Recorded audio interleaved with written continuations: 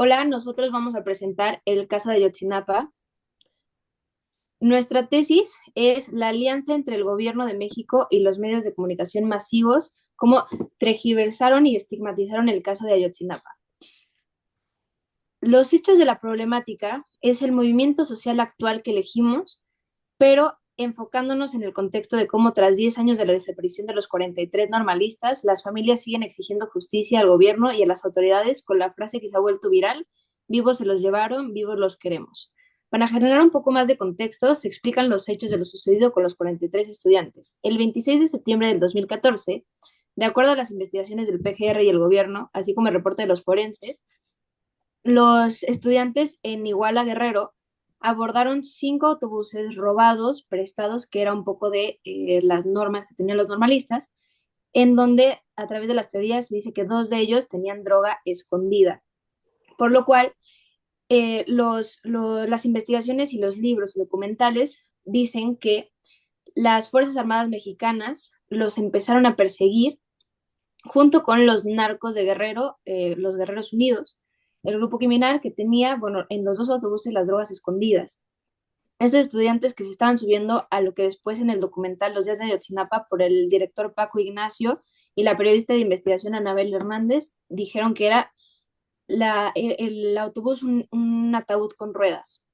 ¿Qué pasó? Que después de una persecución atraparon a los estudiantes a través de disparos por parte de las autoridades, en donde varios de ellos resultaron heridos, y después una persecución en donde atraparon a todos los demás, para que posteriormente se dieran las noticias de que incineraron los cuerpos en un río cercano, en un basurero que estaba ahí en Iguala, a lo que después las autoridades destacaron que fueron los narcotraficantes y que ellos no tenían ninguna responsabilidad. ¿Qué pasó? Que tenemos 43 estudiantes desaparecidos y después de 10 años el caso sigue sin resolverse. El caso Ayotzinapa tiene tres versiones clave. La verdad histórica del gobierno de Enrique Peña Nieto sostiene que los 43 estudiantes fueron entregados al cártel Guerreros Unidos y luego incinerados en el basurero de Cocula. Sin embargo, esto ha sido ampliamente cuestionado. La Comisión para la Verdad creada en el gobierno de López Obrador expone encubrimientos por parte de las autoridades, revelando incluso la presencia de un militar infiltrado entre los normalistas. Finalmente, el grupo interdisciplinario de expertos independientes rechaza la versión oficial al señalar que no hay evidencia suficiente de la incineración. Aunque las tres versiones coinciden en algunos puntos como la participación de policías y guerreros unidos, las diferencias claves, aún sobre el destino de los estudiantes, dejan muchas dudas sin resolver.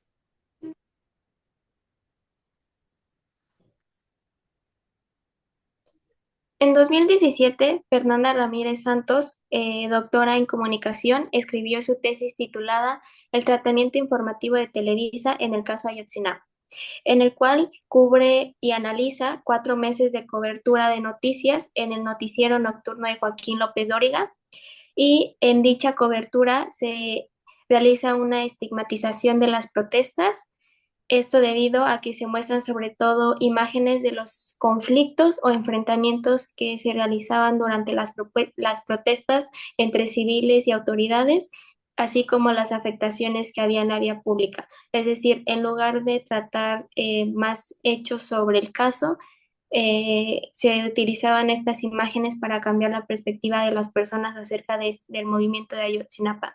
También pues se realizó mucha cobertura acerca de la llamada verdad histórica, esto con el objetivo de legitimarla. También en el 78.16% de las noticias que se daban en este noticiero eran de voces de funcionarios públicos, principalmente el presidente de la República de aquel entonces, que era Enrique Peña Nieto, y del Procurador General de la República, dejando de lado tanto a las víctimas como a sus familiares. Y también realizaron muchos rumores y conjeturas acerca del paradero de los estudiantes, que una semana después tuvieron que retractarse. Respecto a los símbolos y significados, tenemos la tortuga, ya que Ayotzinapa significa el lugar de las tortugas.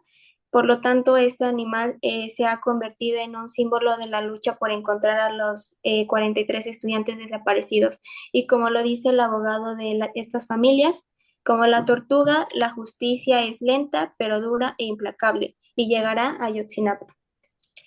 Otro símbolo que tenemos es el número 43, el cual ha sufrido una resignificación a partir de este caso, ya que ahora tiene un significado tanto social como político dentro del contexto de la cultura mexicana y pues recuerda uno de los episodios de violación de derechos humanos más importante y significativo en nuestro país y simboliza la búsqueda de justicia y la lucha contra la impunidad.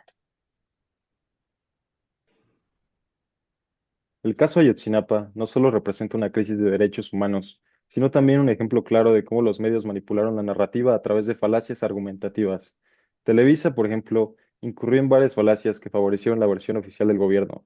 Una de las principales fue la causalidad falsa, al atribuir la desaparición únicamente al crimen organizado, desviando la atención de la posible participación de los actores estatales. También se utilizó la falacia de énfasis, destacando la violencia de las protestas y omitiendo el dolor de las familias. Otra falacia clave fue la de la trivialización, donde se minimizó el impacto humano del caso al enfocarse en la estabilidad económica del país. Además, Televisa promovió la verdad histórica del gobierno, incurriendo en la apelación a la autoridad y evidencia insuficiente, ya que la versión oficial carecía de pruebas concluyentes. En resumen, estas falacias no solo distorsionan la verdad, sino que manipularon la opinión pública, favoreciendo la narrativa oficial y afectando la búsqueda de la justicia en el caso Ayotzinapa.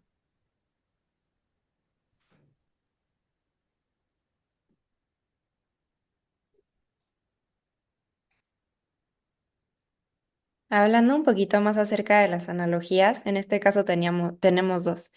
Una es la de un libro con las páginas arrancadas o incompletas, páginas desaparecidas o faltantes, y la otra es un rompecabezas con piezas faltantes que no encajan y por lo tanto no puedes completarlo.